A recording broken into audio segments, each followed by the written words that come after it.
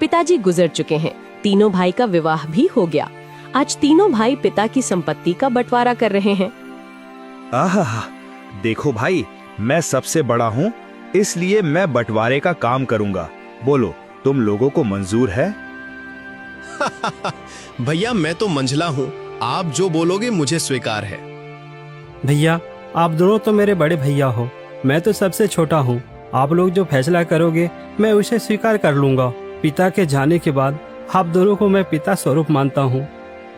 तो फिर ठीक है, सबसे पहले हम खेतों का बंटवारा करते हैं। देखो भाई, हमारे पास 2 खेत हैं और एक मेड़ है। हम लोग 3 भाई हैं, इसलिए 2 खेत में से एक मैं और एक मंझला लल्लन का होगा और बचा मेड़ छोटा भाई यानी कि भोले का होगा। अरे वाह, बहुत अच्छा निर्णय है भैया, मुझे मंजूर है। कहो भोला, तुम तो चुप हो गए, क्या तुम्हें मंजूर नहीं? नहीं नहीं भैया, आप जो कहेंगे वह मुझे मंजूर है। अच्छा तो ठीक है, अब बारी आती है हमारे पिताजी द्वारा लगाए गए आम के पेड़ का। चलो अब आम पेड़ के पास चलते हैं। अब तीनों भाई आम पेड़ के पास आते हैं। आम के पेड़ में 2 डाली है, दोनों डालियों में आम के फल लदे हुए हैं। देखो भाई, ये है आम का पेड़। अब इसका बंटवारा भी कर लेते हैं। देखो, इसमें 2 डाली है और एक जड़ है। इन 2 डाली में से एक डाली मेरा होगा और एक लल्लन का होगा और जड़ भोला का होगा। बहुत अच्छा भैया, ये फैसला भी मुझे मंजूर है। आप लोग तो बड़े हो, मैं तो सबसे छोटा हूँ। मैं भला आप लोगों के बात को कैसे टाल सकता हूँ? मुझे भी मंजूर है भैया। अब तीनों भाई घर के पास आते हैं। अब घर का बंटवारा भी होना है। तो फिर ठीक है, अब बारी आती है इस घर की। इस घर में 4 कमरे हैं और एक छत है। 2 कमरा मेरा होगा और 2 कमरा लल्लन का, और जो खप्पर का छत बच जाएगा वो भोला का होगा। भीमा के इस फैसले से भोला बहुत दुखी हो जाता है। फिर भी बड़े भाई का फैसला मानकर वो कुछ नहीं कहता है। इस तरह घर का बंटवारा भी पूरा हो जाता है। अरे भैया, खेत, पेड़ और घर के बाद और एक जरूरी चीज तो आप भूल ही गए। अरे लल्लन, वो क्या जरूरी चीज है जो मैं भूल गया हूँ? क्या तुम मुझे याद दिला सकते हो? भैया, पिताजी ने हम तीनों भाइयों के लिए कुछ रुपए पैसे भी तो छोड़ गए हैं, आप उसे कैसे भूल सकते हो? अरे हाँ, याद आया। जरा रुको, मैं अभी लेकर आता हूँ। बड़ा भाई भीमा घर के अंदर से एक मटका लेकर आता है जिसमें कई सिक्के भरे थे और उनमें से कुछ पुराने जमाने के सिक्के भी थे।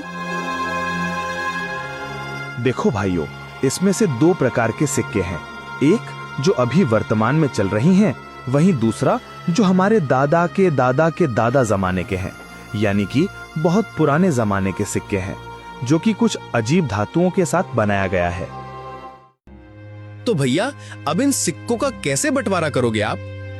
तो सुनो, अभी के जमाने में जितने भी सिक्के चल रहे हैं, उन सिक्कों को मैं और मंझला भाई लल्लन का होगा, और जो सिक्के बहुत पुराने हैं, जो कि पुराने धातुओं से बनाए गए हैं, वो भोला का होगा।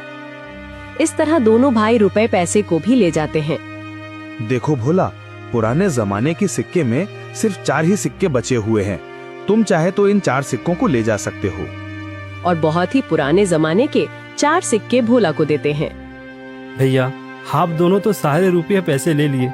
अगर मेरे तकदीर में ये सिर्फ 4 रुपया ही लिखा है तो मैं उसे स्वीकार करता हूँ। भोला अपने हिस्से के 4 सिक्कों को लेकर घर के अंदर जा ही रहा था कि तभी बड़ा भाई रोककर कहता है, अरे भोला, तू पगला गया है क्या? तूने सुना नहीं? बंटवारा हो गया है। अब इस घर में हम रहेंगे। तुम्हारा हिस्सा तो छत में है, तुमको तो बंटवारा छत में दिया गया है। अब तुम उस खप्पर छत में जाकर रह सकते हो। इस घर के अंदर अब तुम नहीं रह सकते। अब ये घर हम दोनों का हुआ। भैया, आप ही कैसी बातें कर रहे हो? मैं कहाँ जाऊंगा? मेरा तो अभी अभी शादी हुआ है, मैं कहाँ रहूंगा भैया? अरे भोला भाई, ये तो तुम्हें पहले सोचना था ना, जब बंटवारा चल रहा था। अब पछताए क्या करें जब चिड़िया चुग गई खेत। दोनों भाई ने भोला और उसकी पत्नी को घर से धक्के मारकर बाहर कर दिया। वहीं दोनों पति पत्नी गांव के तालाब किनारे अपनी एक छोटी सी कुटिया बनाकर रहने लगे। हे भगवान, यह हमारे साथ क्या हो रहा है? अब ना घर का रहे ना घाट का, कैसे चलेगा जीवन? 2 वक्त की रोटी तो छोड़ो, एक रोटी भी नसीब में नहीं है। अब रोते जाओ, जी भर के रोते रहो। अकल तो तुम्हारी घास चढ़ने गई थी, मेरी मती मारी गई थी जो मैंने तुम्हारे साथ विवाह किया। मेरी तो किस्मत ही खराब है। बड़े भाई बोलकर तुमने कुछ ज्यादा ही इज्जत दे दी। देख लिया नतीजा, अब भुगतो। पद्मा, वह दोनों मेरे बड़े भाई थे। अब बताओ भला, मैं उनसे कैसे सवाल जवाब करता? अच्छा, तुम्हारे बड़े भाइयों ने तो अपने छोटे भाई के लिए कुछ नहीं सोचा? सब कुछ तो रख लिया। तुम्हारे हिस्से में क्या दिया है? खेत के नाम पर मेड़ दिया है और पेड़ के नाम पर जड़ दिया है, घर के नाम पर छत दिया है और पैसे के नाम पर ये आदम जमाने के 4 सिक्के दिए हैं। पद्मा, अब बस भी करो, और कितनी ताने मारोगी? अब छोड़ो उन बातों को। चलो छोड़ दिया, अब बताओ आगे का क्या? क्या करोगे, क्या खाओगे, कुछ बताओगे मुझे? अब मैं क्या करूं पद्मा? अब तो मेरे पास कुछ भी नहीं है। एक काम करता हूँ, मैं मुखिया के पास इन पुराने सिक्कों को लेकर जाता हूँ। शायद इन सिक्कों के बदले मुझे कुछ नया सिक्का मिल जाए।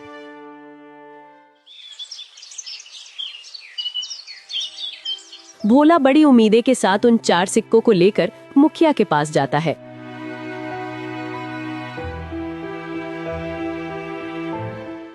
अरे भोला, तुम यहाँ?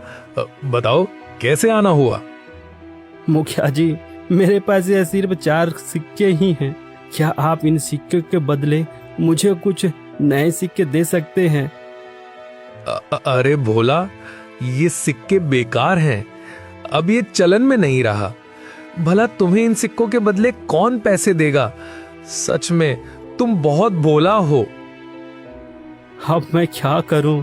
हे भगवान, मैं तो बर्बाद हो गया। मेरा सब कुछ लुट गया।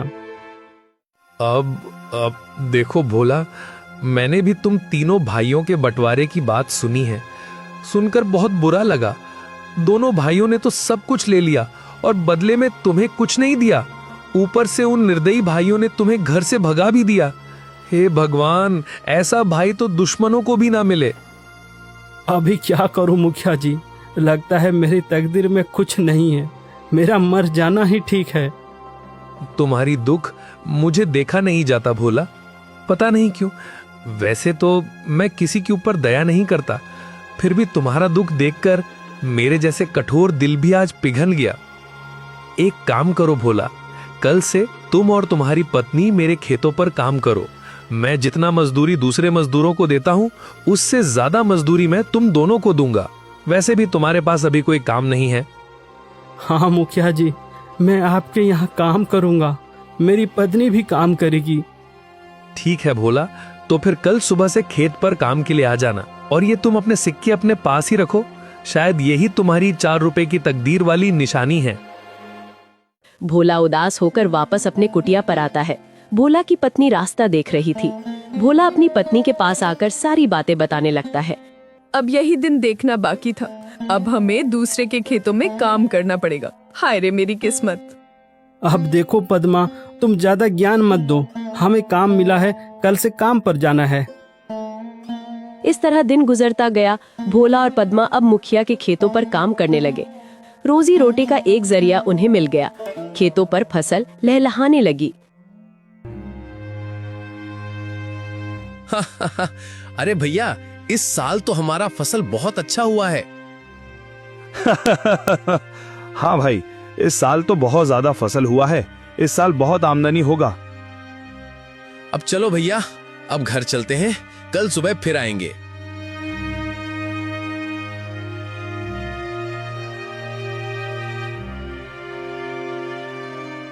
अरे पद्मा, देखो सुबह से दोपहर हो गया है, खाने का वक्त आ गया है। चलो कुछ खा लेते हैं। वैसे आज खाने में क्या है पद्मा? घर में जो भी थी रूखी सूखी सब ले आई हूँ, जाकर ठूसो। थके हारे भोला और पद्मा दोनों खेत के एक किनारे में बैठकर खाना खाने लगते हैं। अरे पद्मा, क्या हुआ? तुम अचानक खाना क्यों बंद कर दी? नहीं नहीं, कुछ नहीं। मैं तो बस ऐसे ही कुछ सोच रही थी। क्यों पद्मा, क्या हुआ? बताओ भी।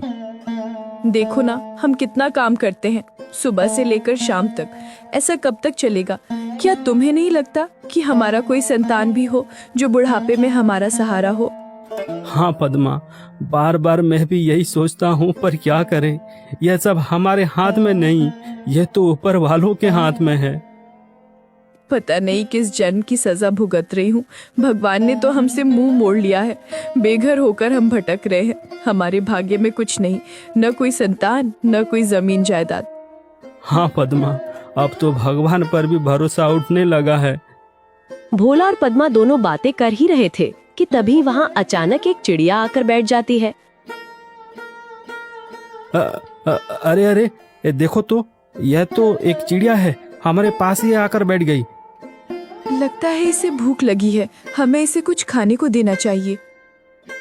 हाँ पद्मा, तुम इसे कुछ खिला दो, शायद भूख के मारे यहाँ आ गया होगा। पद्मा ने उस चिड़िया को कुछ चावल देती है। चिड़िया कुछ देर पद्मा को देखती रहती है, फिर चिड़िया उस चावल को खाकर उड़ जाती है। अब चलो पद्मा, घर चलते हैं, शाम भी हो रहा है। भोला और पद्मा दोनों खेतों पर काम करने के बाद अपना कुटिया पर चले जाते हैं।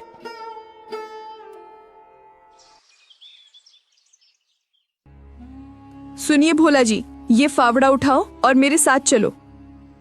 पर कहाँ? तुम फावड़ा लेकर कहाँ जाने की बातें कर रही हो?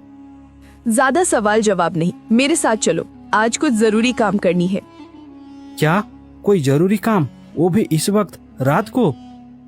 हाँ जी, आज हम वो काम करने जा रहे हैं जिसे आपको पहले ही कर लेना चाहिए था। पद्मा के कहने पर भोला फावड़ा उठाता है। दोनों पति पत्नी अपने उस खेत के मेड़ पर आते हैं जो उन्हें बंटवारे पर मिला था। पद्मा, यह तो हमारा मेड़ है, और वहाँ पर जो फसल लगी है, जहाँ पानी भरा हुआ है, वह तो मेरे दोनों बड़े भाइयों का खेत है, और हम जहाँ खड़े हैं यही हमारा मेड़ है। इसलिए तो मैं तुमको यहाँ लेकर आई हूँ बुद्धू। और सुनो, आप इस मेड़ को अभी के अभी तोड़ दो। ये क्या कह रही हो तुम? इससे तो मेरे दोनों भाइयों के पूरे फसल बर्बाद हो जाएगा। बिना मेड़ के भला खेती कैसे हो सकता है पद्मा? ये समस्या तुम्हारे भाइयों का है, तुम्हारा नहीं। हमारा मेड़ हमारी मर्जी, तोड़े या रखे। अरे वाह पद्मा वाह, मुझे पता नहीं था, तुम तो बड़ी होशियार हो, अब मुझे समझ में आ गया। इस तरह पद्मा और भोला ने खेत के सारे मेड़ को तोड़ दिया, जिससे खेतों से पानी बह गया और फसल बर्बाद हो गया। अगली सुबह जब दोनों भाई खेत पर पहुंचते हैं, हे भगवान, ये क्या हो गया? हमारे सभी फसल तो बर्बाद हो गया। कितनी अच्छी फसल लगी थी, सोचा था इस साल सोने के गहने लूंगा, पर सपना सपना ही रह गया। अरे भाई, हम दोनों तो बर्बाद हो गए रे। कितनी अच्छी फसल लगी थी, अब बिना पानी से सब सूख गया। भला अब फसल कैसे होगी? अरे भैया, वो देखो, खेत का मेड़ को किसी ने तोड़ दिया है। जब मेड़ ही नहीं है तो खेत में पानी कहाँ रहेगा, और हम सिंचाई कैसे करेंगे? जरूर ये काम भोला का होगा, जरूर उसने होशियारी की होगी। भीमा और लल्लन दोनों रोते हुए घर को आते हैं। घर आकर अपनी पत्नियों को सारी कहानी बताने लगते हैं। अरे ये क्या हो गया? देखो जी, मेरी बात सुनो। अगर फसल बर्बाद हो गया है तो कोई बात नहीं, हमारा आम का पेड़ तो है। हाँ, तुमने बिल्कुल सही कहा, पर अभी आम पकने को कम से कम 12 से 15 दिन और लगेगा। हाँ भैया, जब आम पक जाएंगे तो हम उसे बाजार ले जाकर अच्छे पैसे कमा सकते हैं। हाँ लल्लन, तुम बिल्कुल ठीक कह रहे हो। अब यही एक रास्ता बचा है, वरना हम सब भूखे मर जाएंगे।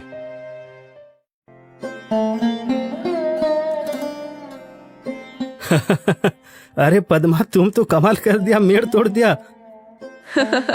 जैसी करनी वैसी भरनी, ये उन्हीं के कर्मों का फल है। सुनो जी, आज रात हमें और एक काम करना है।